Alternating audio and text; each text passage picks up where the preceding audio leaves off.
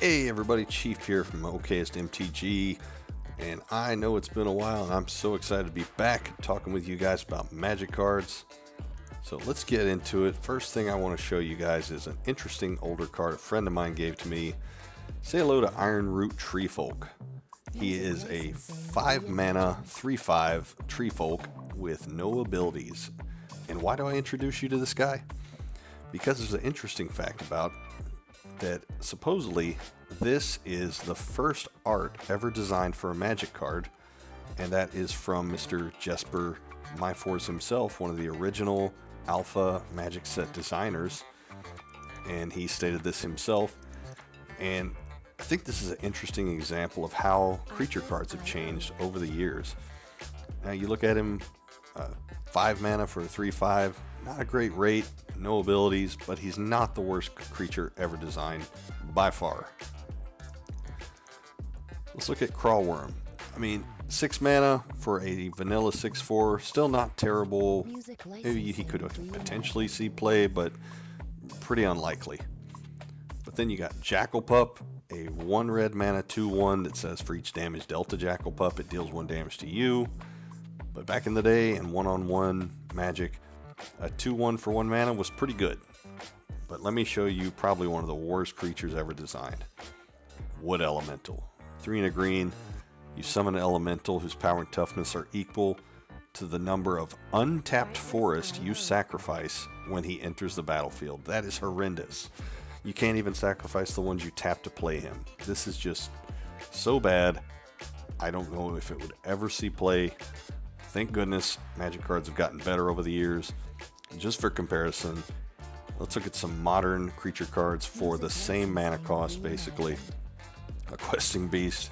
For 2 and 2 green, you get a legendary creature beast with a wall of text including Vigilance, Death Touch, Haste, can't be blocked by power 2 or less creatures, can't prevent damage or combat damage. He does damage to planeswalkers when he connects to an opponent. He's insanely powerful, still sees play today.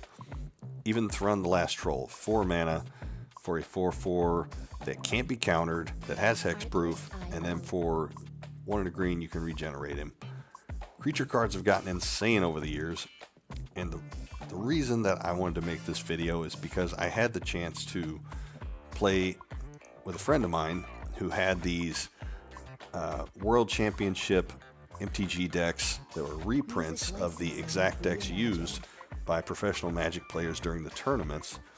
And it was really interesting to see how the cards that they played with have changed over the years. The style of play has changed. The games itself took way too long. It just took forever to find a win. Maybe because we're not professionals, but it is just so interesting how creatures especially have changed over the years. So let's get right into it. There's a lot to talk about. First off, we had Balance. This is a typical card you would have seen in one of those decks. 1 and a white. It is a sorcery that basically, when you play it, if a player has more lands than another, or more creatures, or more cards than hand, they have to discard and sacrifice all that to equal out to the player with the lowest amount. It's a very mean card. I believe it's banned in Commander, and nobody likes to see it, but this was pretty common back in the day. Blinking Spirit, 3 and a white. You get a 2/2 spirit with ability pay 0 and return it to your hand. Not great. Control Magic, 2 and 2 blue. Yeah, you would have seen this in play back then. It's a way to steal one of your opponent's creatures, and probably could still see play today. Here's the modern art for that one. Deflection, 3 and a blue, is an instant, back then called an interrupt. It's basically a redirect. You change the target of a spell. Well, let's read it exactly. Target spell with a single target now targets a new legal target of your choice. Yeah, still a good card. Still not the best rate now. Disenchant, still a good card. Still sees play today. Destroy any enchantment or artifact. Not bad. Feldon's Cane for 1 mana artifact. You can tap it, exile a Feldon's Cane, and shuffle your graveyard into your library. Here's the modern art for that one. I could still see this getting played just for a way to counteract your opponents playing mill. Fountain of Youth, a 0-cost artifact. Pay 2 and tap it to gain 1 life. That's pretty bad rate, but back when you only had 20 life and the games went on for a while, this was probably pretty good, or at least it's a way to sink your mana, and it's 0 cost, so I don't know, maybe it could see some play in some decks that care about artifacts and just having lots of artifacts. Hallowed Ground, 1 and a white, enchantment, 2 white, return a target non-snow covered land you control to owner's hand. Maybe this could see some play in some landfall decks where you just need to get another land to your hand, but nah, I don't think this is very good. Maybe back in the day, this was a way to save your lands against an Armageddon. But if you're the player playing white, you're probably playing Armageddon anyway. Icy Manipulator, 4-mana artifact. Pay 1 and you can tap any land, creature, or artifact in play on either side. And with the update from the tournament deck, you have to tap this artifact. It's not terrible. It's a way to tap anything you want once a turn. If you could untap it, could do a little bit better, but I don't know, 5 mana total for this effect. It's just okay. We got Jam Day Tome, 4 mana. It's an artifact. Pay 4, draw 1 extra card, and with the errata text, you have to tap it. Not a great rate. Yeah, I don't know. I think there's just way better ways to draw cards nowadays for way less mana. Land tax. 1 white. During your upkeep, an opponent controls more lands than you. You can search your library for 3 basic lands and put them into your hand. That's still a great card. It's still a very expensive card. It sees a lot of play today. Yeah, this one holds up. Here's the modern art for that one. Millstone, a 2-mana artifact. You can pay 2 and tap it to take the top 2 cards from a target player's library and put them into target player's graveyard. Yeah, still see some play today. Still a great way to just mill your opponents or yourself. You could find some combos with this. I think Millstone still holds up. You have Mishra's Factory. It was a land that you can tap to add 1 colorless mana to your mana pool, or give any assembly worker +1/+1 until end of turn. And you can pay 1 to turn it into an assembly worker that's a 2/2 artifact creature and still a land. I guess if you were really building around assembly workers, or if you're in a deck that runs a playset of these, it could potentially be good. But I doubt it sees that much play today. Recall, double X in blue. It's a sorcery. Choose and discard X cards from your hand to take X target cards from your graveyard and put them into your hand. Remove it from the game, so you exile the spell. I suppose this is okay. Graveyard recursion. It's maybe good card selection because you're getting rid of cards you don't want in your hand and getting stuff back that you do want from your graveyard. I think there's better recursion nowadays for sure. Ruins of Trocaire comes into play tapped. Already it's a slow land. Tap it to add white, or you can tap and sacrifice it to add 2 white. Not bad. There's probably some niche cases where this could still see some play in decks where you want to sacrifice lands, but if it didn't come into play tapped, it would be so much better. Pretty much same card, but for blue. I'm not even going to try to pronounce that. This Temple. Source of Plowshares saw a lot of play back in the day, still sees a lot of play today. It's just the most efficient creature removal.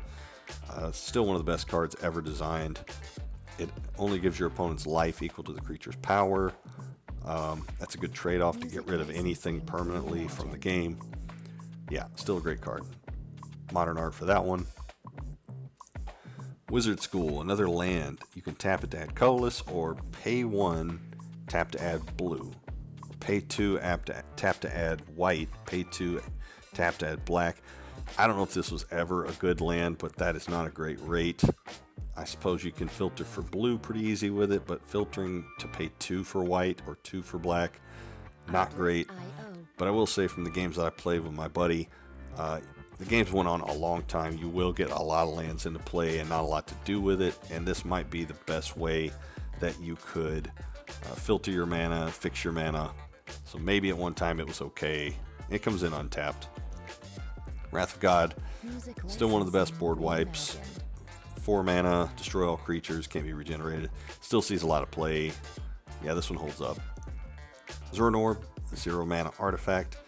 Pay 0, sack a land, gain 2 life. This still sees a lot of play. I think it got even more popular with the land sacrifice precon from Edge of Eternities. Hearthhold made this card a win con. Sack all your lands to not only gain life but drain your opponents. I think back in the tournament days, this was a way to make sure you didn't die, because you could always have a land to sack to gain 2 life. Yeah, I think Zern Orb not only holds up, it's actually gotten more popular. And then just a quick look at Michael Lecanto's deck that we played, just to see some of the cards that still see play today. He had Strip Mine, still heavily played. Let's see. Yeah, Millstone, of course. Zern Orb, Balance. Let's see. Disenchants. Yeah, a lot of these cards still see a lot of play today. Counter Spells, of course. So it's just interesting to see some of the cards that are still great, still see a lot of play, and then some that just don't hold up.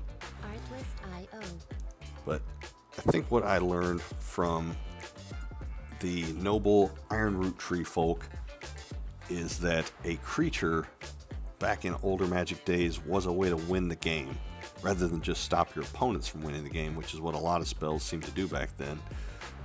Instants and sorceries were very powerful. Creatures, not as much, but just having a creature that could attack every turn was a way to close out the game. And even though creatures now are way better, as a green player, I'm just excited to see this guy and see the first art. But this was a fun little video. I just wanted to talk about some old Magic, and hopefully you guys enjoyed it. And I'm going to try to be making some more videos, so just yeah, keep tuning in, and I hope you guys have a great one. And until next time, y'all have a good one. Licensing reimagined.